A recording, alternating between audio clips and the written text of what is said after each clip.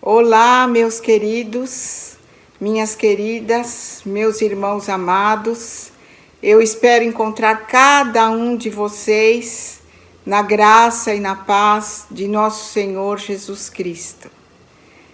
Mais uma vez nós nos encontramos com um tema propício para o advento, para essa época tão emocionante para nós cristãos. O tema da nossa aula de hoje é Natal na perspectiva da paz. Vejam que tema interessante, propício para essa época que nós estamos vivendo. Muito bem, queridos. Eu gostaria de pedir a cada um de vocês que se concentrem bastante, porque nós teremos muitas leituras bíblicas e algumas longas. Então, eu preciso a concentração de vocês. Combinado? Vamos fazer uma oração inicial para pedir a orientação do Santo Espírito.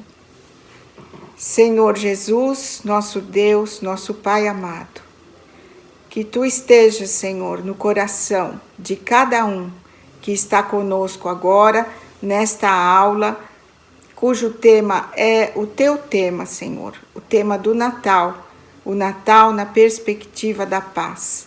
Que o Teu Santo Espírito ilumine os nossos corações e as nossas mentes, para que a Tua palavra fique gravada e faça sentido no nosso coração. Em nome de Jesus, amém. Muito bem, queridos, nós escolhemos um texto-chave para a nossa aula e ele está em Isaías 9, versículos 6 e 7. Vamos fazer a leitura? Porque um menino nos nasceu, um filho se nos deu.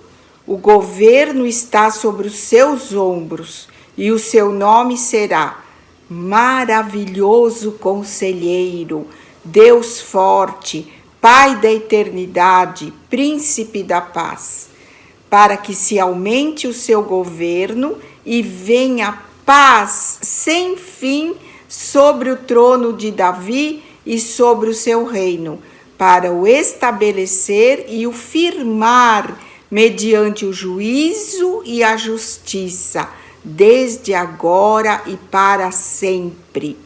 O zelo do Senhor dos Exércitos fará isto. Então, veja que o tema escolhido para essa aula, ele está enfatizado na profecia da vinda, do nascimento de Jesus. Jesus é o príncipe da paz. E no seu governo virá uma paz sem fim. Então, por isso nós escolhemos esse texto como texto-chave da nossa aula de hoje.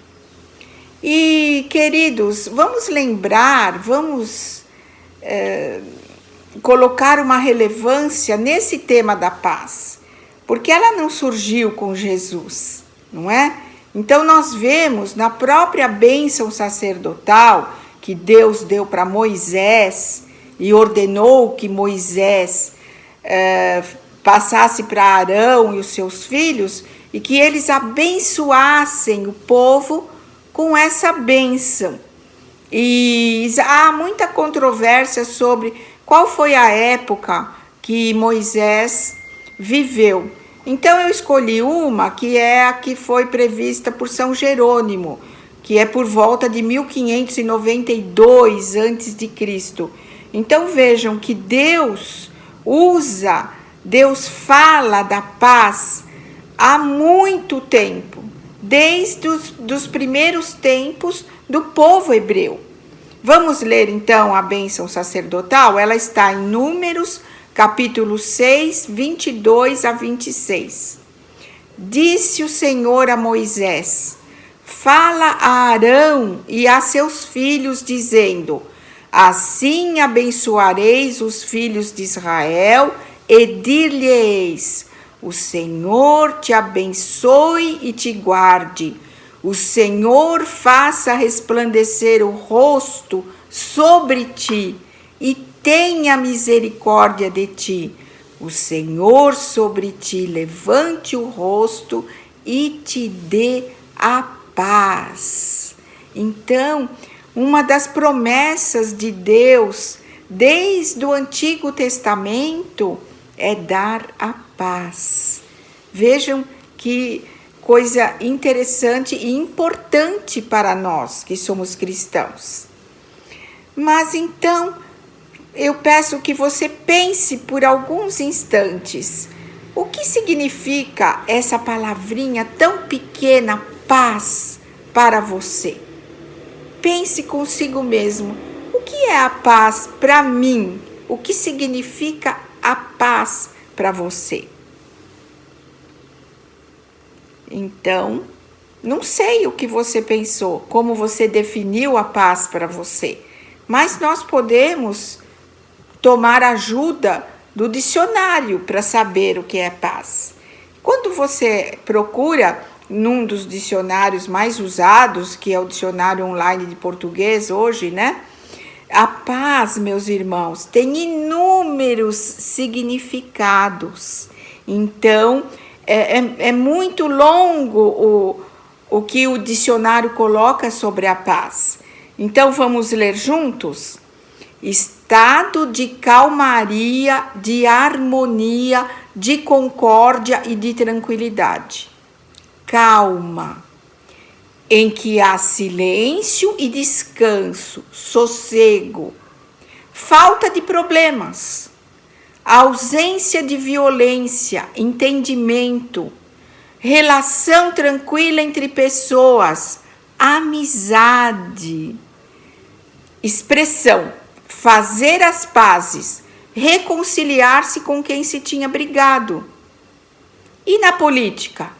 Ausência de guerra ou de conflito, anulação das hostilidades entre nações, normalmente estabelecida por acordos de amizade.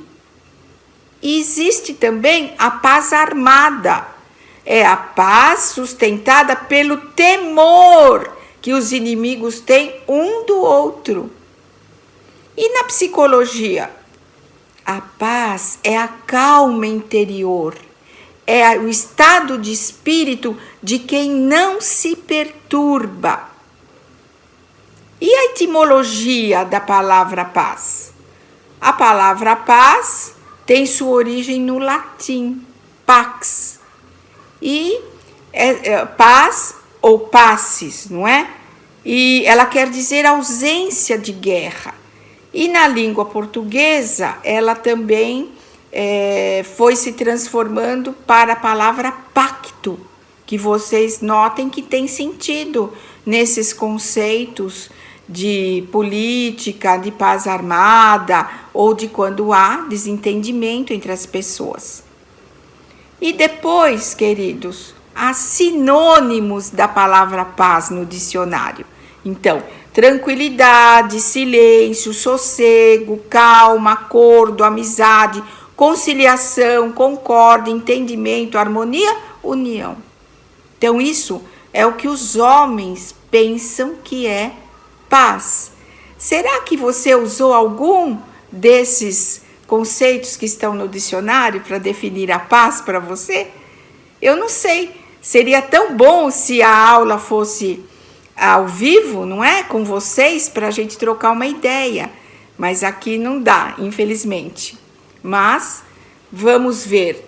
Nós podemos, então, fazer uma classificação, uma divisão, não é?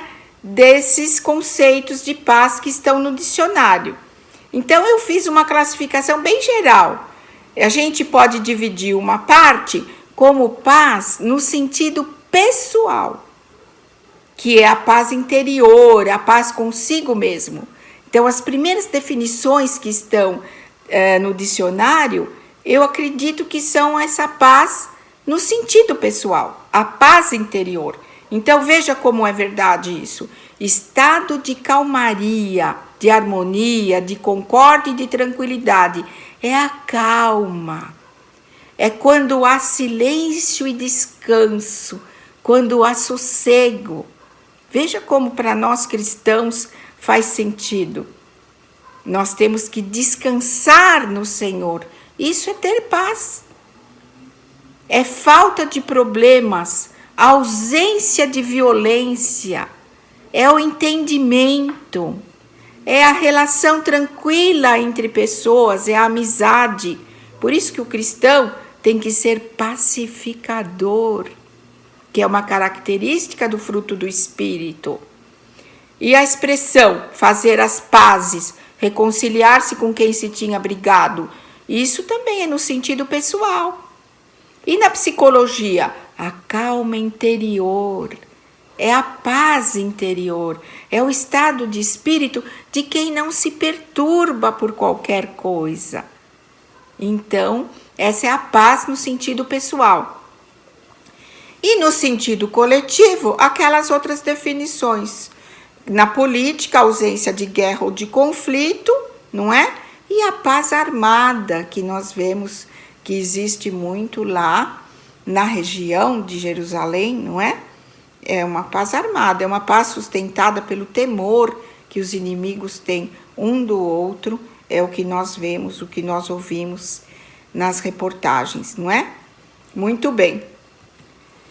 Em relação àqueles sinônimos que aparecem no final, eu fiz algumas analogias. Então, olha, viver em paz é viver tranquilo, é usufruir o silêncio, a quietude, é viver sossegado, é agir com calma, é ser amigo e ter amigos, é promover conciliação, concórdia, entendimento, é viver em harmonia, é promover união.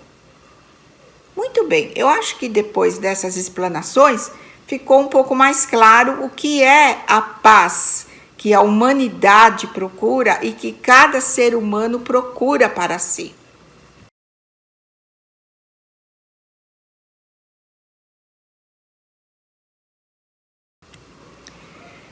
Muito bem, e veja que interessante que Jesus nos deixou a verdadeira paz. Então, no versículo do Evangelho de João, capítulo 14, versículo 27, veja o que Jesus diz. Vamos ler juntos? Deixo-vos a paz, a minha paz vos dou. Não vou lá dou como a dá o mundo. Não se perturbe o vosso coração, nem se atemorize. Então Jesus sabia que estava indo para o Calvário e ele tranquilizou os discípulos. Ele deixou essa mensagem: deixo-vos a paz, a minha paz vos dou. E veja que essa forma de falar era um cumprimento hebraico comum, que é o shalom, com que os hebreus se cumprimentam, tanto na hora que chegam, como na hora que vão embora. Mas Jesus deu um sentido novo para esse shalom, para esse deixo-vos a paz, porque ele fala que não é a paz que o mundo dá, é a paz que ele, o príncipe da paz, dá. Então, é um sentido profundo. A paz que Jesus dá é a firmeza daquele que estabeleceu a salvação, que está permanentemente com o Pai, que está cheio do Espírito Santo. Então, o mundo não pode oferecer essa paz, porque essa paz que Jesus dá, ela foi conquistada com a sua própria morte e ressurreição. Então, essa palavra shalom, ela carrega uma riqueza de significados. que nem sempre nós lembramos quando utilizamos a palavra paz. Então, o conceito de shalom, ele traz consigo outros conceitos, que é o conceito de bem-estar, o conceito de harmonia, de tranquilidade, de prosperidade. Então, quando eu cumprimentei os irmãos, eu desejo que todos estejam na paz e na graça de Jesus. Nós estamos falando dessa paz aqui. Não a paz que o mundo dá, a paz do shalom. Isso é maravilhoso. E só nós cristãos podemos ter essa paz que nos é dada pelo próprio Jesus, que é o príncipe da paz.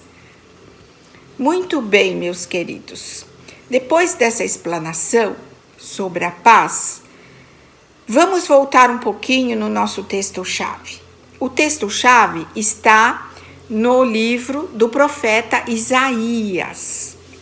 Vamos estudar um pouquinho o contexto em que Isaías escreveu esse livro e, em especial, os versículos chaves da nossa aula.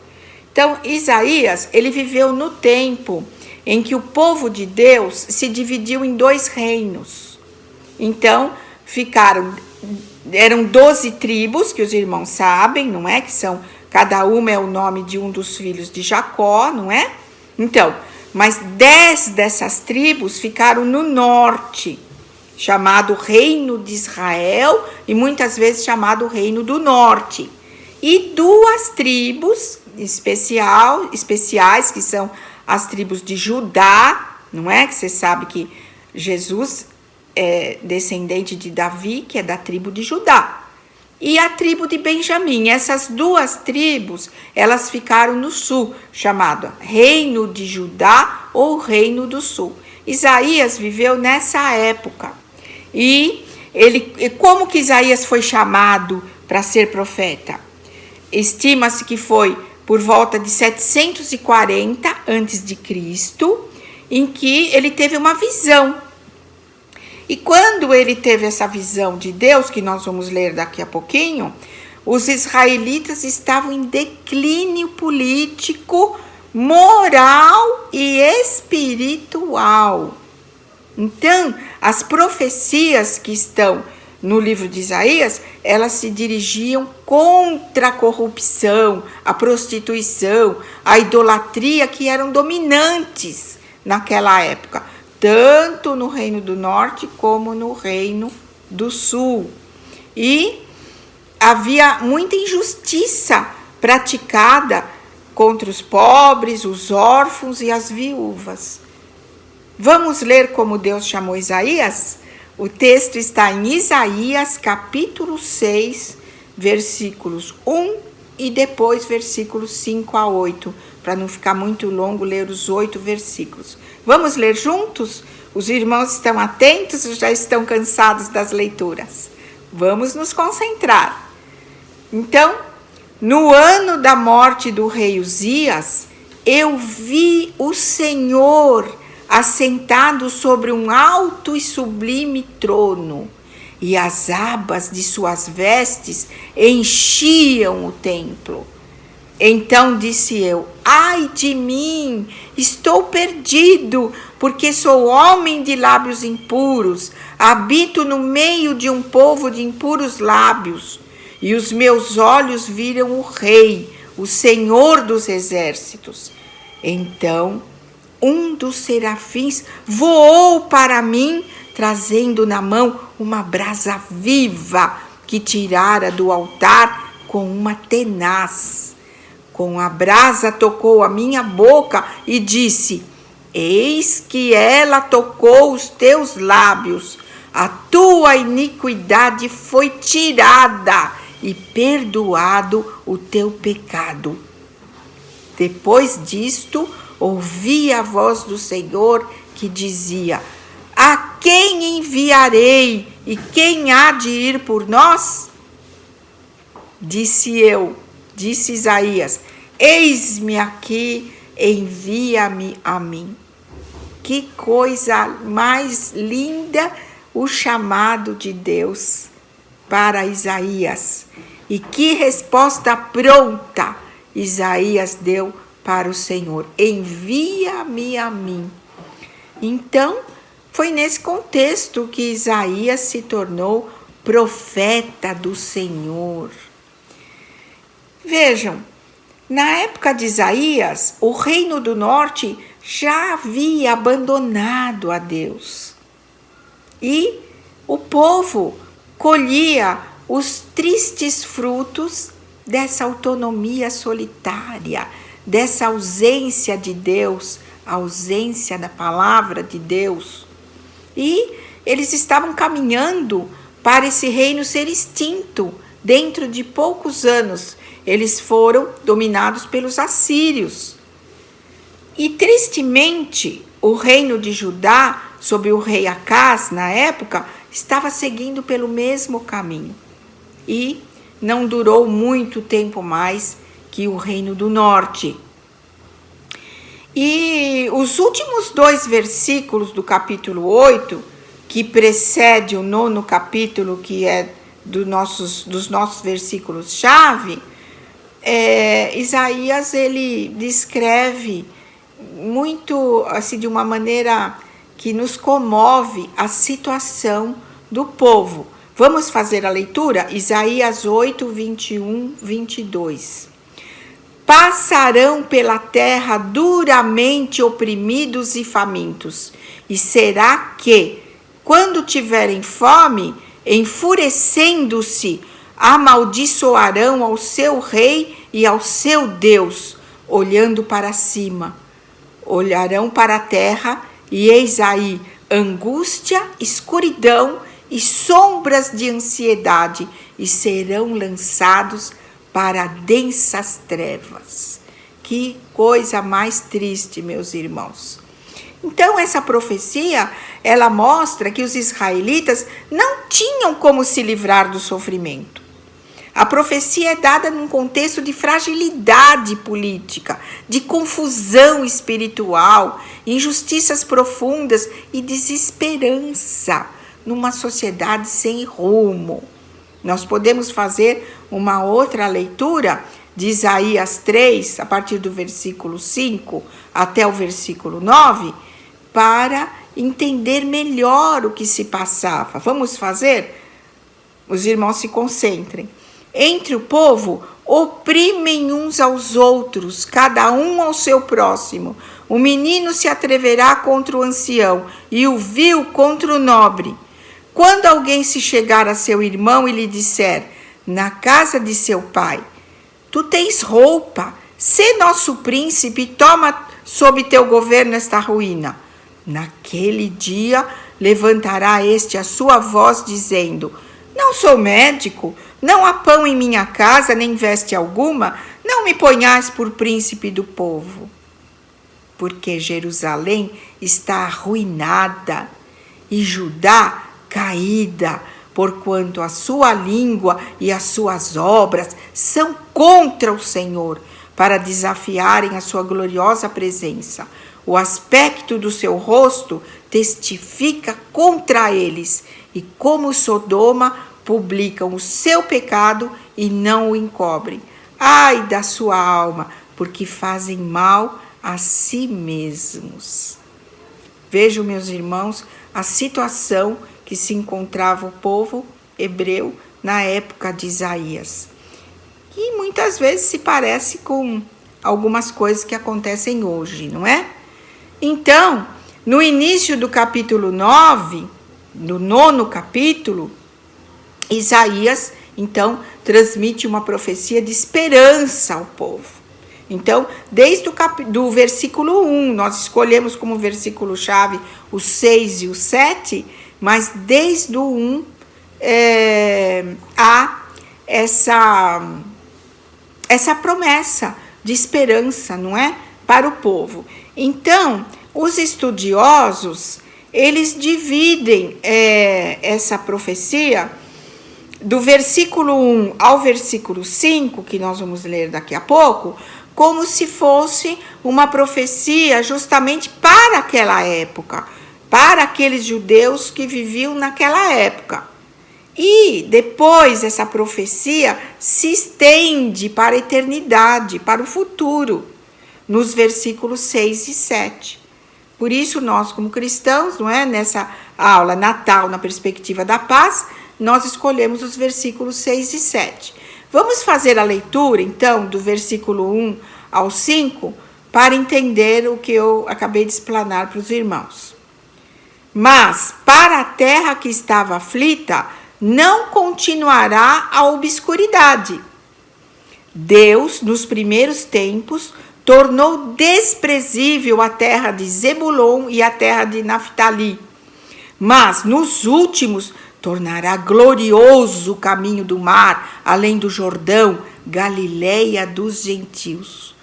O povo que andava em trevas viu grande luz, e aos que viviam na região da sombra da morte, resplandeceu-lhes a luz. Tens multiplicado este povo, a alegria lhe aumentaste, alegram-se eles diante de ti, como se alegram na ceifa, e como exultam quando repartem os despojos. Porque tu quebraste o jugo que pesava sobre eles, a vara que lhes feria os ombros, e o cetro do seu opressor, como no dia dos midianitas, porque toda a bota com que anda o guerreiro no tumulto da batalha e toda a veste revolvida em sangue serão queimadas, servirão de pasto ao fogo.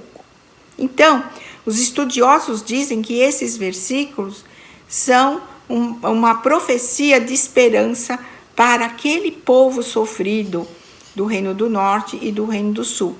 Zebulon e Naftali eram terras do norte, não é? Mas depois ele fala também de Judá. Muito bem, queridos. Então, depois, os nossos versículos, que eu chamo de texto-chave, ele já está falando, segundo os estudiosos, do futuro, do nosso Jesus, príncipe da paz. E aí não se estende só para o povo hebreu, se estende para toda a terra e para toda a humanidade. Desde o início dos tempos até hoje, grande parte da humanidade viveu e vive sob opressão, escravidão e sofrimento, que são efeitos da maldade humana. Então, esses dois versículos tão preciosos do capítulo 9 de Isaías, versículos 6 e 7, são esperança para todo cristão, para todo aquele que recebeu a fé do próprio Jesus.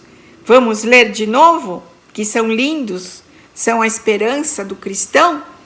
Porque um menino nos nasceu, um filho se nos deu, o governo está sobre os seus ombros, e o seu nome será Maravilhoso, Conselheiro, Deus Forte, Pai da Eternidade, Príncipe da Paz, para que se aumente o seu reino e venha a paz sem fim sobre o trono de Davi e sobre o seu reino, para o estabelecer e o firmar mediante o juízo e a justiça, desde agora e para sempre. O zelo do Senhor dos Exércitos fará isto. Maravilhoso, meus irmãos. E então, o anúncio de Isaías, ele se aplica à libertação política, que é a paz no sentido coletivo, mas também à salvação espiritual, que é a paz no sentido pessoal.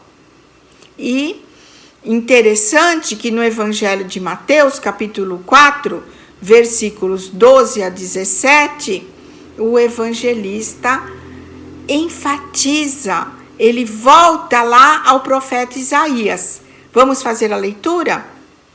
Ouvindo, porém, Jesus que João fora preso, retirou-se para a Galileia. E deixando Nazaré, foi morar em Cafarnaum, situada à beira-mar, nos confins de Zebulon e Naftali, para que se cumprisse o que fora dito por intermédio do profeta Isaías.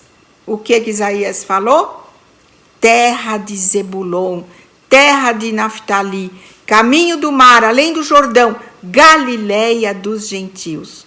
O povo que jazia em trevas viu grande luz, e aos que viviam na região da sombra da morte, resplandeceu-lhes a luz.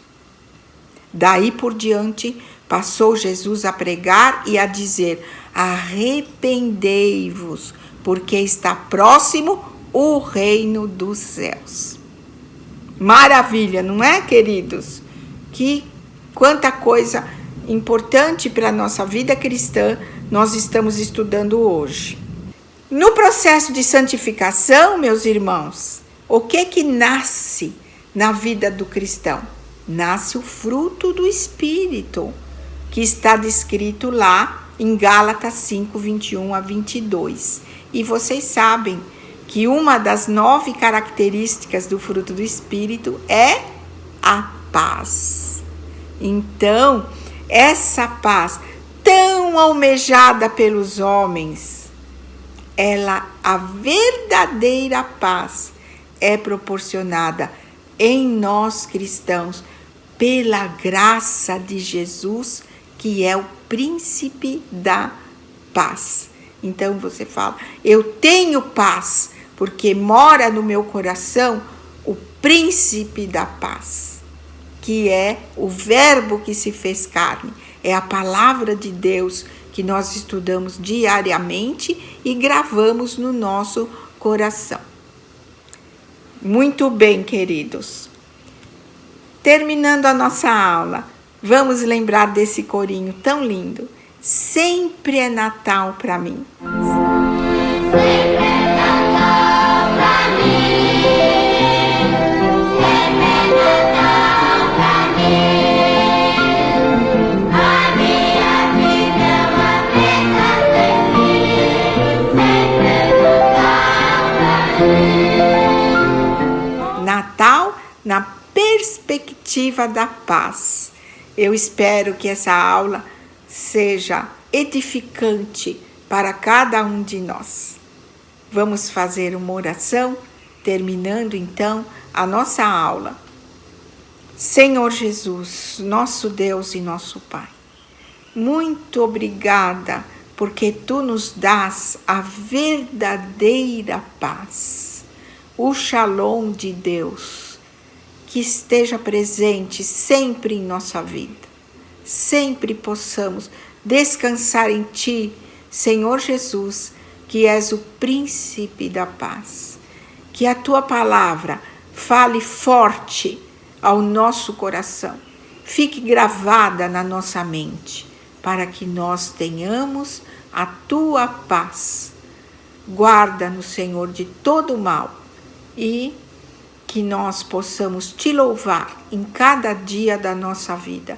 Nós oramos em nome de Jesus, o príncipe da paz. Amém.